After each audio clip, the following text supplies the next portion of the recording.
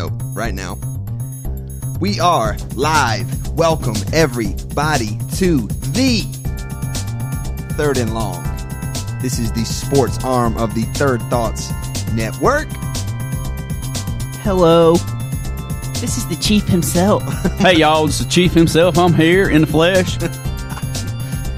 I just got done on my farm picking my peas.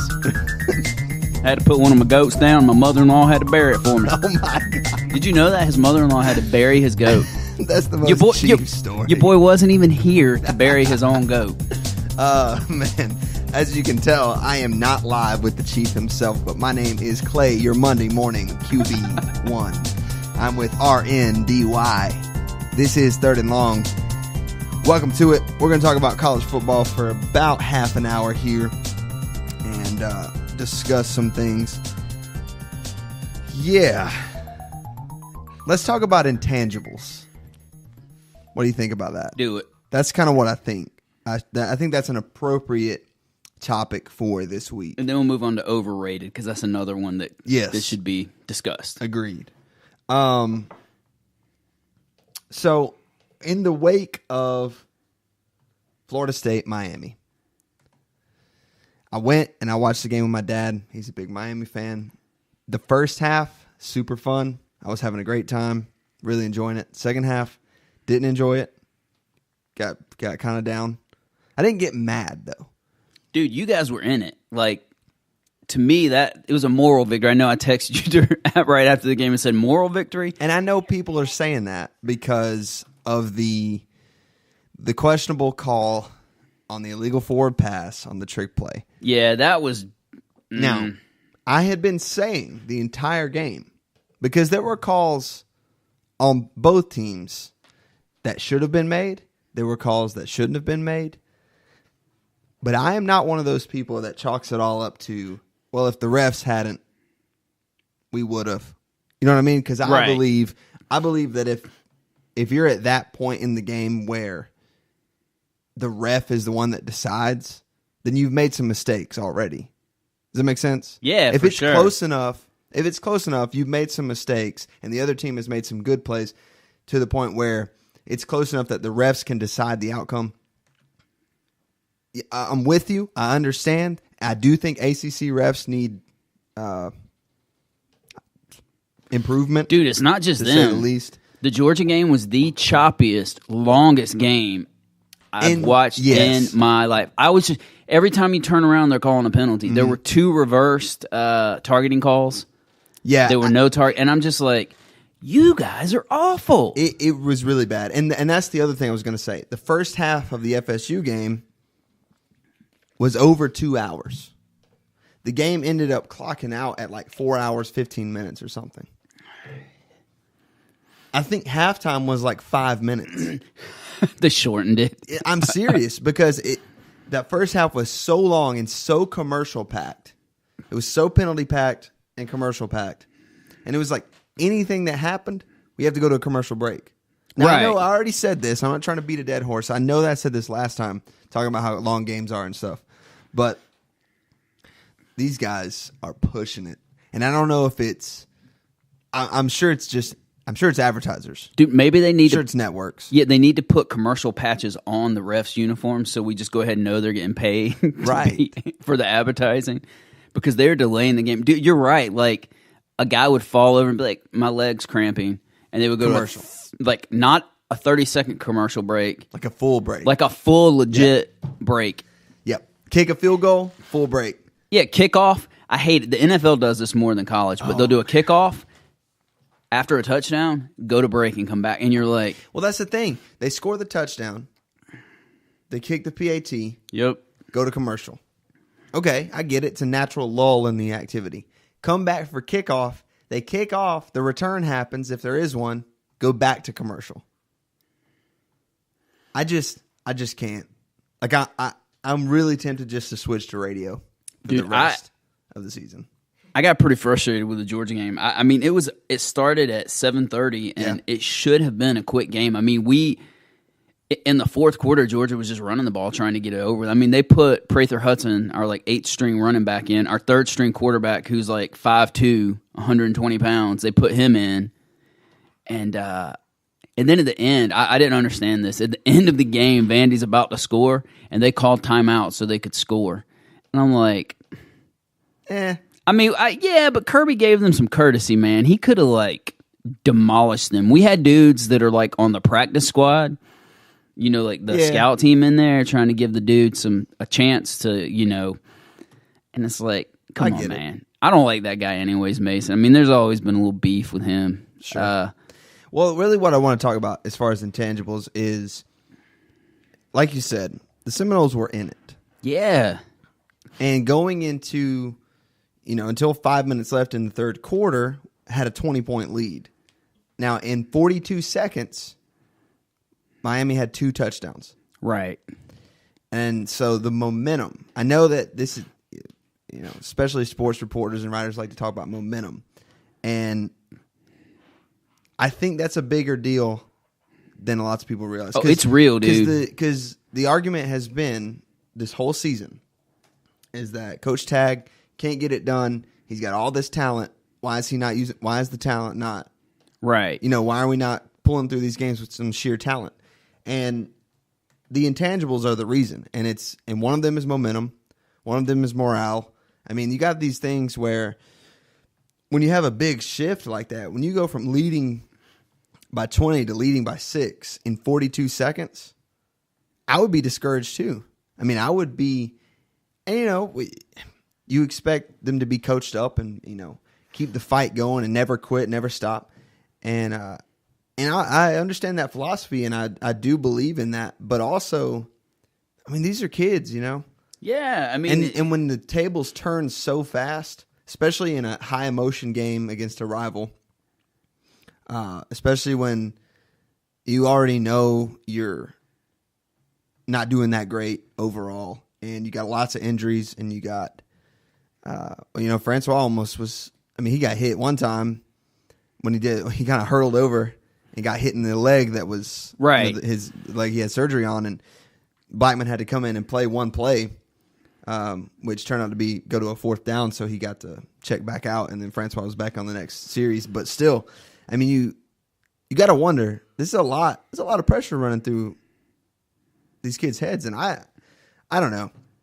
Dude, I understand the arguments about talent and that kind of stuff, but I always have to remember that these are college students, that they're not. It's not like the pros, right? You know, I think those arguments are very fair when you got guys out there making millions of dollars. Their job is to literally train and play this game all the time.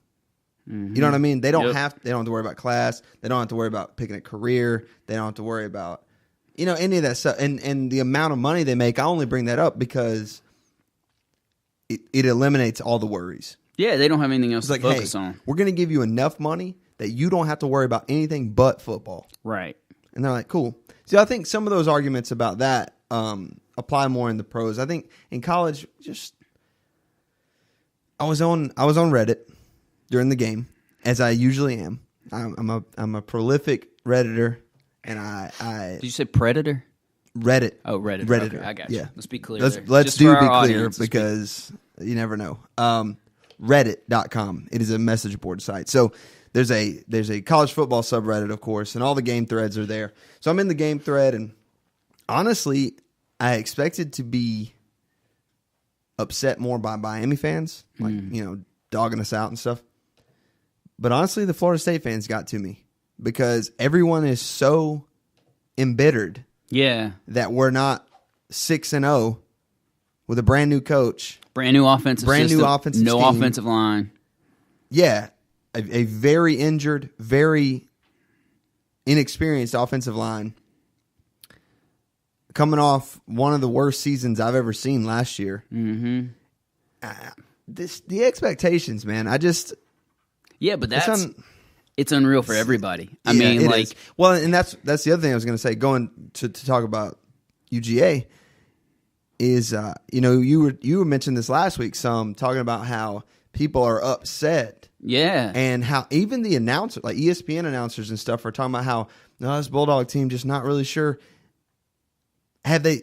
there hasn't been a game they scored less than 40 points. No, and they're sixth in defense in the nation and here's the other thing. We're the youngest team in the SEC. That's insane, right? So we lost our last weekend. We lost a couple weeks ago. We lost the right guard. So Cade Mays comes in, true freshman, starting. Well, we lost our left guard yesterday, who was actually just a sophomore.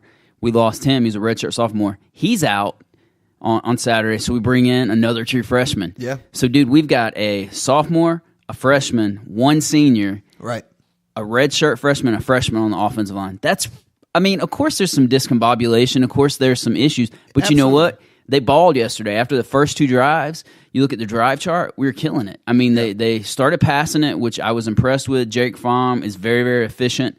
Then they put Fields in, which I didn't necessarily agree with it this time. The momentum was going our way. I would have left Fromm, and Fromm was just absolutely pinpoint accurate. I mean, he was balling. Yeah. And Fields came in, and for the first time, I think this year, people may see why he's not beating Fromm out. I mean, he was a little off. Got sacked on third down. Should have got rid of the ball. Mm-hmm. He dropped one and picked it back up quickly. I mean, there were some issues there. Not to say that the dude's not going to be awesome one day and is not already a great player, but I don't know. Yeah, no, I'm with you. My whole point is that these unrealistic expectations by fans. And listen, do we and even announcers and reporters have we reached a point where the Alabama dynasty has gone so long and they just absolutely demolish everybody they play so badly that now you can't be compared to anything else? But here's the other thing with Bama. And I still think Bama's by far head and shoulders above everybody else. Bama has still not played anybody. They haven't played a defense with a pulse. I mean, look at Louisville. Louisville got thrashed by, wait for it, Georgia Tech. They got thrashed. I mean, just destroyed. They're terrible. Yeah. Let's wait until they play. But I'm still not convinced this year. You know how for so many years the SEC has been heavy on the West and weak on the East. Right. This year, I'm not quite sure that's the West seems to be. It's down a little bit, man. Yeah. I mean, it's down a little bit. Look at talking about some specific games here. Auburn. Mm-hmm. I've said this from the first time we started Sportscast this year. Auburn's going to be down this year. You don't lose 4 offensive linemen, Kerryon Johnson, and your best defensive lineman and not have some issues. Even last year when Johnson was injured or out, Stidham did not look amazing, and he's not looking great. I mean, they barely scored any points this weekend. What's funny, and I shouldn't say this, was a Georgia fan. I love it. I read somewhere the buyout for Gus Malzahn something like $31 million because he just got upped last year, which is crazy in the middle of a decent season. I mean, they did beat the number ones at home, but on the road they're obviously not great. Yeah, I mean, they came to the Georgia Dome and it was a different game. Yeah, it's going to be interesting. I mean, I don't know what you do with Gus there because and I guess my thing is. They've always talked him up to be this offensive genius, right? And they scored 9 points. And a couple years ago, that Georgia game, they scored 6 points. Right? Yeah, and it's sometimes you, and maybe it is unrealistic expectations though. Maybe it goes back to that. Maybe it's and that's what I mean by intangibles too. There's so much other stuff going on. He needs a quarterback. I think he needs a decent running back, serviceable, which this year it doesn't appear they have a great running game. And you're going to fall off when you lose the running back and 4 linemen. Yeah. But he has thrived when he has an athletic running quarterback. I mean, you look at the years he did the best when Cam was there, all-world, one of the best college football players I think I've ever seen. Oh, yeah. And then Nick Williams, another good – he was not as great as Cam, but he was a good player. Mm-hmm.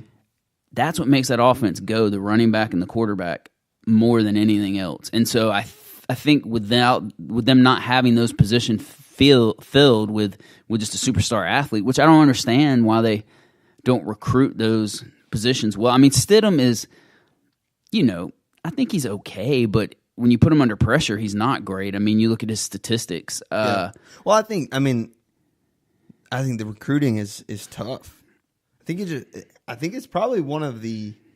I don't know that. I mean, I don't have any data for this or anything, but I would say that probably now is probably one of the hardest environments to recruit in as a coach. Well, because it seems like everywhere is getting a little bit better. Yeah. Does that Well, make there's sense? more parity. There's better players. Yeah. The college player comes in, or the high school player comes in more prepared. The issue for them, Alabama is not traditionally a stronghold for recruiting. Right. There's not a ton of great athletes, ton of great players, and most of those dudes are going to Bama. Not all of them. Most of those dudes are going to Bama. And they're next to Georgia, and Kirby's come in, and he hasn't shut down the state completely. There's guys going there. They may be thinking twice about that after how anemic they looked this past weekend. Gus Bus getting derailed a little bit, but and then they lost to LSU as well, which we found out. I mean, what'd you think about the Florida LSU game? Moving on to, I mean, here's what I think. Yeah, when I was looking at the Florida State schedule after the first 5 games, I thought Miami's a toss-up, but because it's one of those games, it's always close. Like I don't know if you saw this, but the last 15 out of the 18, last 15 of 18 Florida State-Miami games were decided by 1 score. Yeah. That was Miami's 8th 1-point victory over Florida State. So, anyway, that game's always like that. So, I was looking at that, and I just went ahead and counted that as a loss before the game. And I thought, okay, path to go bowling. Mm-hmm. Come back after the bye week, play Wake Forest. I think we can get it done. I was impressed enough by that first half, well, the first 3 quarters, really, of the Miami game to see that there are victories at Wake Forest and Boston College. Okay? So, all right, we're at 5. And what I thought before this Florida LSU game, what I thought was the boys will play up.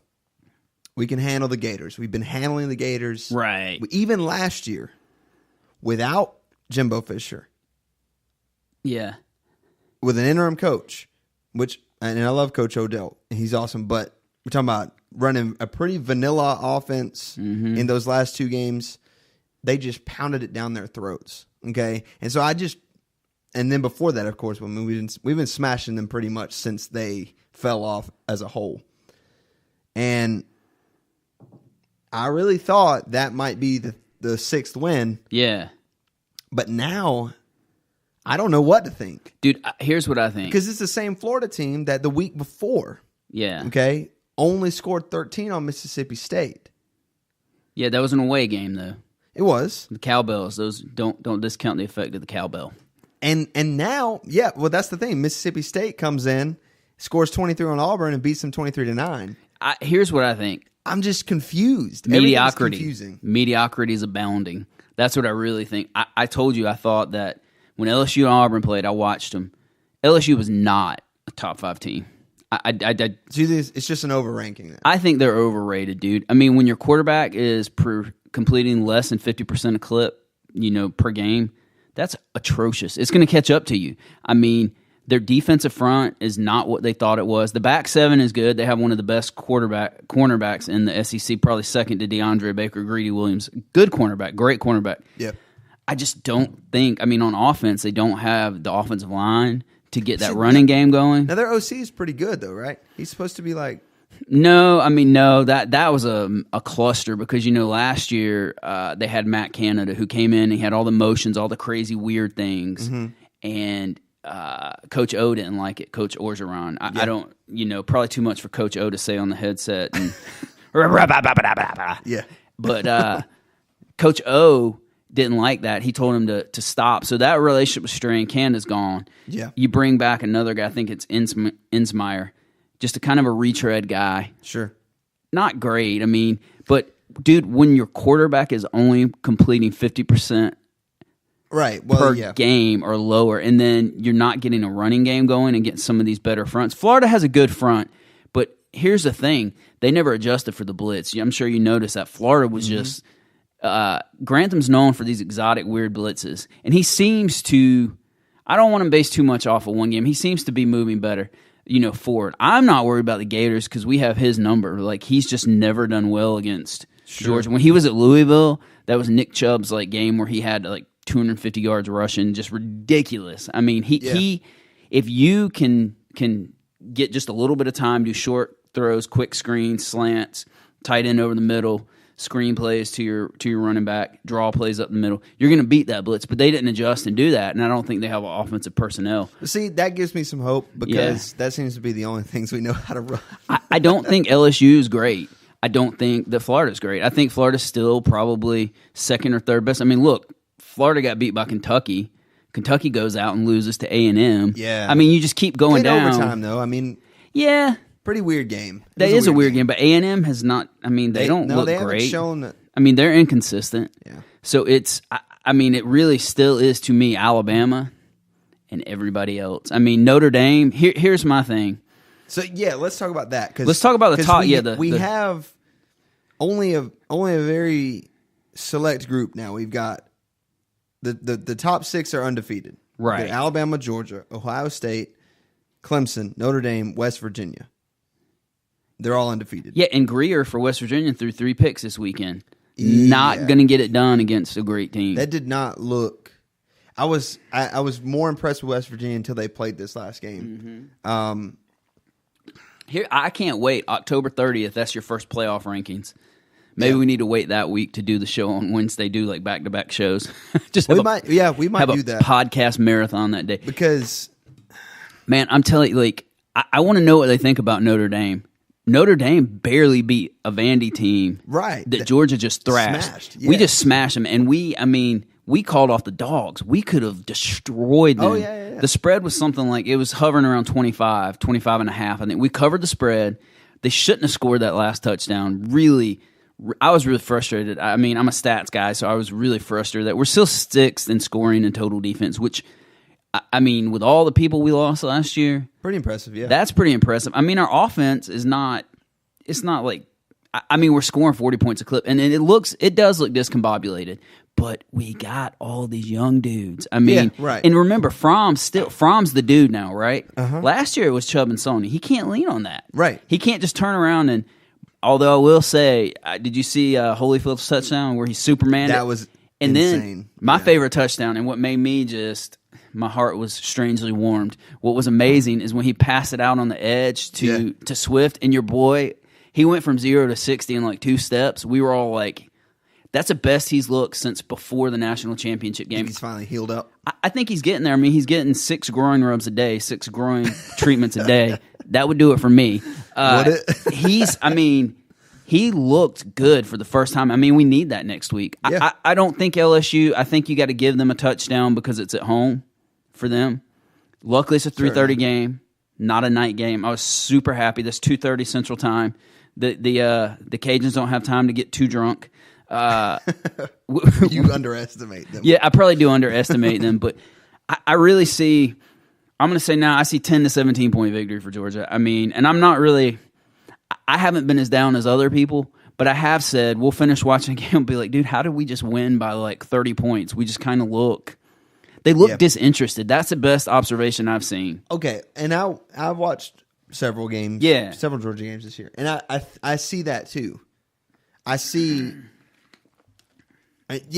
disinterested is probably the best way to describe it because it seems like everything is moving slowly, even when there are these explosive plays and there are great touchdown throws and there are some incredible runs. I mean, and the defense, playing up and. Yeah, it just seems like, how can you be upset about having the 6th best defense in the country when you lost the amount of talent? And then on offense, we lost 2 running backs in the first 2 rounds, and they're balling in the NFL. I mean, and the crazy thing is, I haven't seen this stat since last game, but up until this past game, we actually had more rushing yards this year than we did last year. I think what people are forgetting about last year was, we didn't come out like gangbusters killing people at the beginning of the season. There, even Sony and Nick, as they progressed. Sony Michel at the beginning of last year, I dare say, was not a first-round pick. He solidified that in the Oklahoma game and in the games prior to that because he turned it on the second half of the season, and that's when we really, I mean, I knew we had something special when we went to Tennessee and beat them 41-0, and then we went down to Florida and it was like 42-7. I mean, that's when you're like, because you don't do that in the SEC. Right. And you get spoiled by that. So this year, when you're not just, I mean, we picked off the first throw at Tennessee last year, and that game's, I mean, that's just, sure, that game's over. The momentum's gone. The whole Neyland Stadium's quiet. It's not going to happen every year, every time. And this is a young group of people. They got to become cohesive on, and now we're on our like 5th different starting offensive line. And what are we at? Game 7? I know that feeling. Yeah. So it's like we have to take a step back and let Kirby be the one. We can nitpick. Sure. And I understand being passionate, and I understand being involved and wanting your team to do incredibly, but just the expectations just seem to get out of hand. Yeah, and I think you're right. Some of it does point to Bama. I mean, because when you look at that in the mirror, I think we have to remember Bama still has not. I mean, and not that Georgia has really played anybody, super amazing. Sure, but I know, and they both. And I will say that I think both teams had a lighter schedule. I think they both could have used, especially Bama. They could have used some more. Dude, we're about to listen to this stretch. I mean, we're about to hit now, the Georgia stretch is crazy. Off week, Florida. Both of those games are top 25 games. Yep. Then we hit Kentucky, who should still be in the top 25. Yep. And then Auburn comes to town before UMass and Tech. I mean, we finish out, get a chance to get our feet back under us before the playoff, which right. I hope we make, or before the SEC championship game. Last night, I'll say this. Last night was the first time, or yesterday, Saturday, was the first time I thought maybe we can possibly hang with Bama. Mm-hmm. By the time we get there, I mean, you got to think that's another. There's some growth yet. We got a lot of time. I mean, definitely some things you can dial in. Oh, for sure. But what do you think about the rest? I mean, here's what I hate, and this is stupid. I know it is, but I look at that top 4: Bama, Georgia, Ohio State, Clemson, and all I can think about is how much I don't want to see Alabama and Clemson play again. 3's enough. Yeah, right. It's the way I felt about Warriors Cavs in the NBA the past few years. I don't think you have to worry this year, though. I really don't think. I mean, I know Trevor's got some time to grow up, but if he gets hurt, dude, I was not super impressed by Chase Bryce. I mean, he pulled it out, but look at the competition. I mean, they just waxed Wake Forest. And I know it's Wake Forest. Wake Forest, dude. I know. But I'm just saying, I mean, that's how you're supposed to win that game if you're Clemson. You're supposed to win it by 60. The problem is they don't play anybody the rest of the season. I mean, and then that's what frustrates me. Then you got OU, who they're out of it now because that game was crazy. Texas Herman climbing into the top 10. Herman almost messed up. Herman let off the gas too quickly. And you talk about momentum changes. Mm-hmm. I thought that game was over, so we went to get some food, and my friend texted me, "Hey, dude, this game's about to be tied." So I pulled my phone up and on YouTube TV, and I was watching the whole end of the game while we were waiting.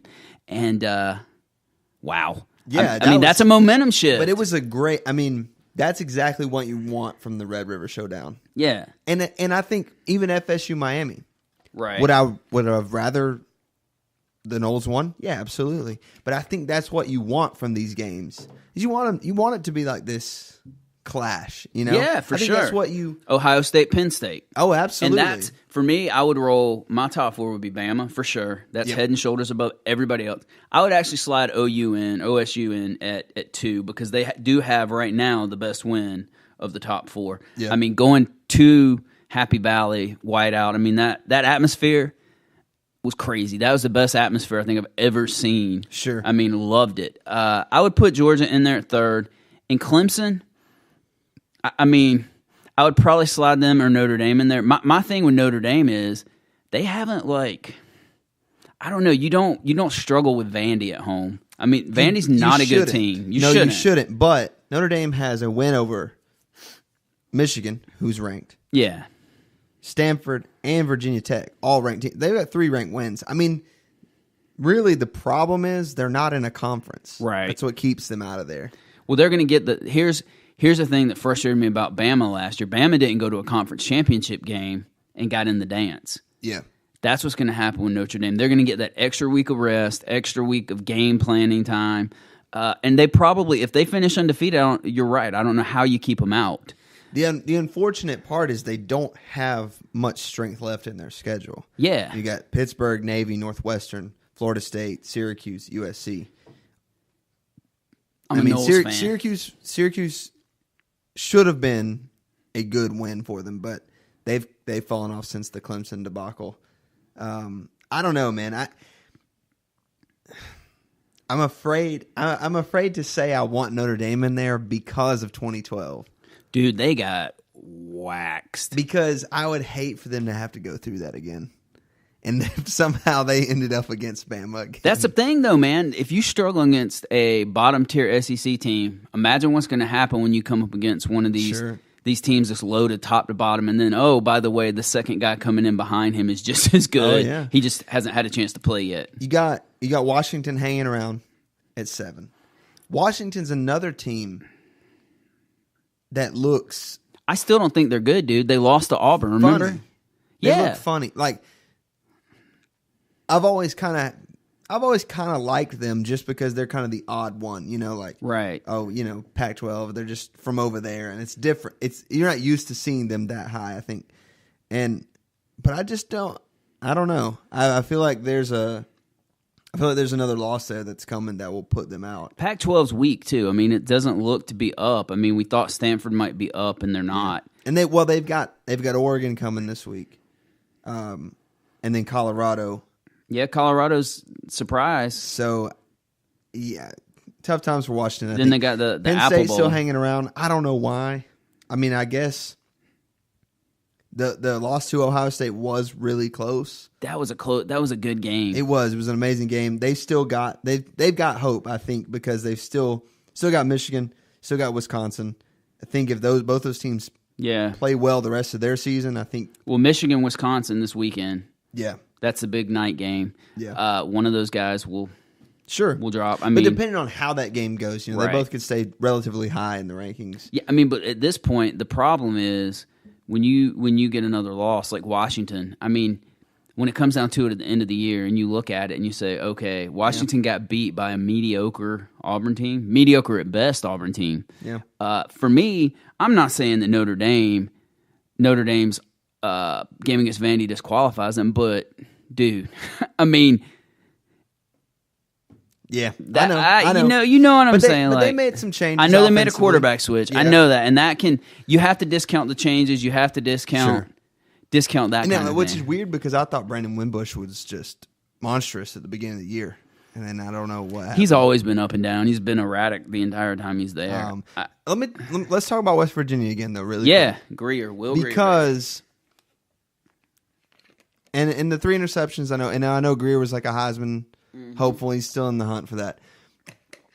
West Virginia's got a really good chance to get in this thing, I think, because you have number 9 Texas still on their schedule. That's going to be a great game. Texas' defense, dude, I know they let a lot of points score, but man, to hold that Oklahoma. Oh, yeah. Well, then, and the other thing West Virginia has is their final game is against Oklahoma. So, I don't know. I mean, the game against Kansas, kind of troubling.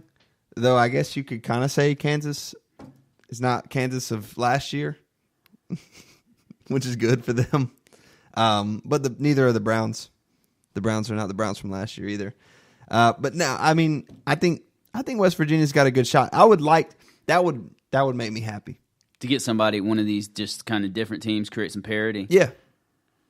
Yeah, I would rather it be. I mean, I guess I'm with you on the whole. When you brought up Notre Dame from 2012, I'm skeptical. Scary, man. I mean, I'm skeptical of them. Then again, here, and I'll say this too.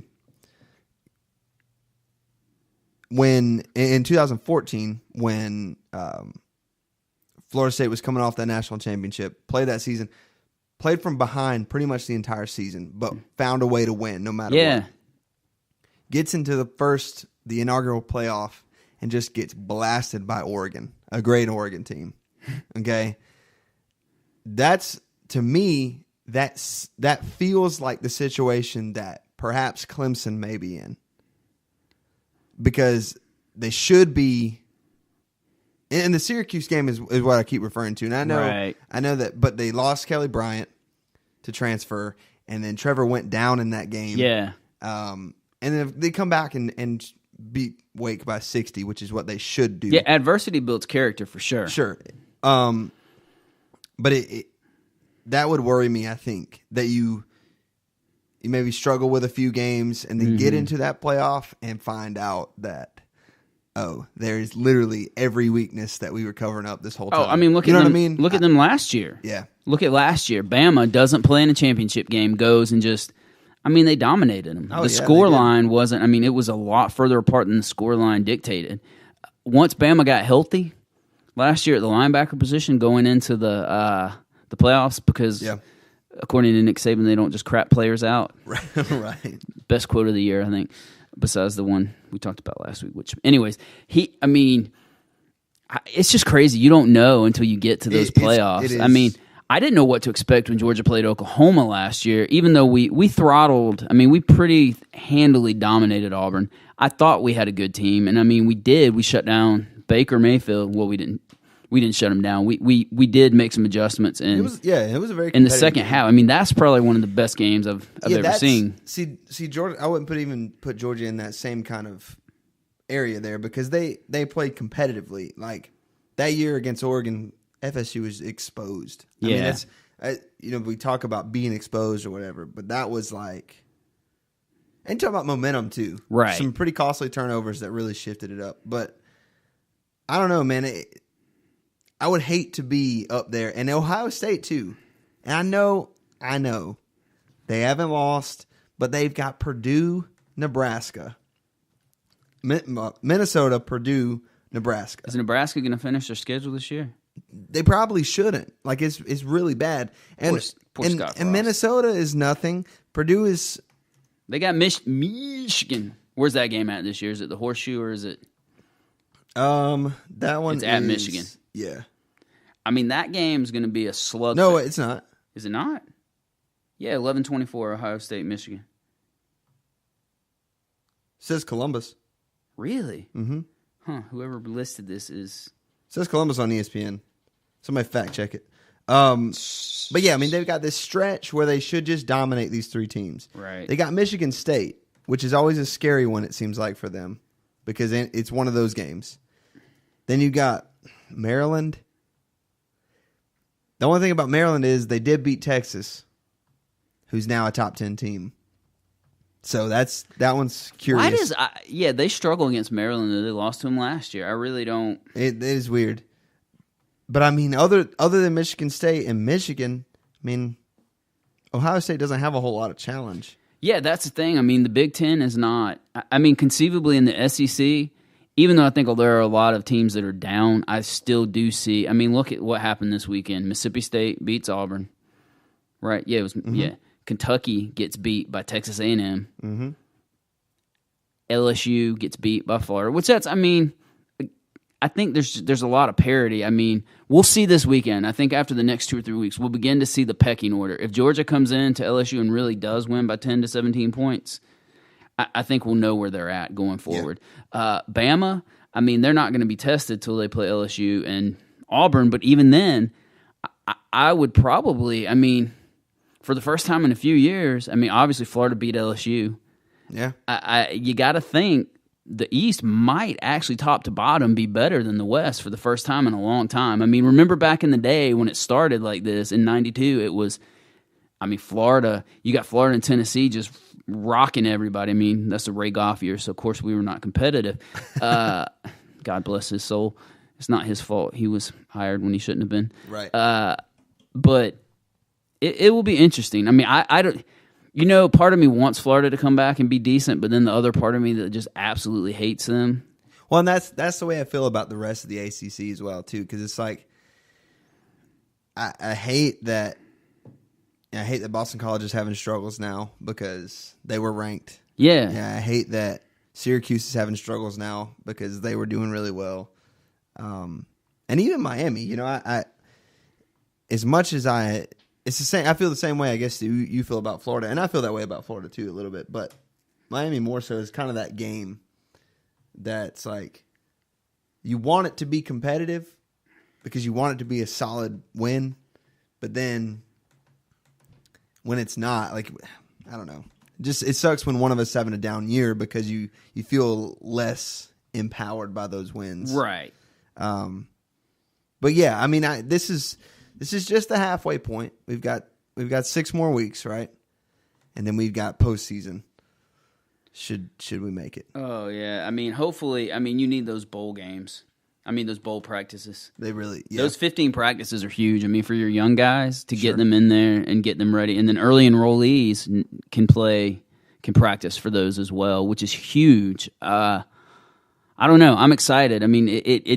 It's crazy that this far into the season, I still feel like we don't really know much. Especially about Georgia. If we're fair, they whacked South Carolina at home, which was great. But South Carolina is not a great team. They're decent.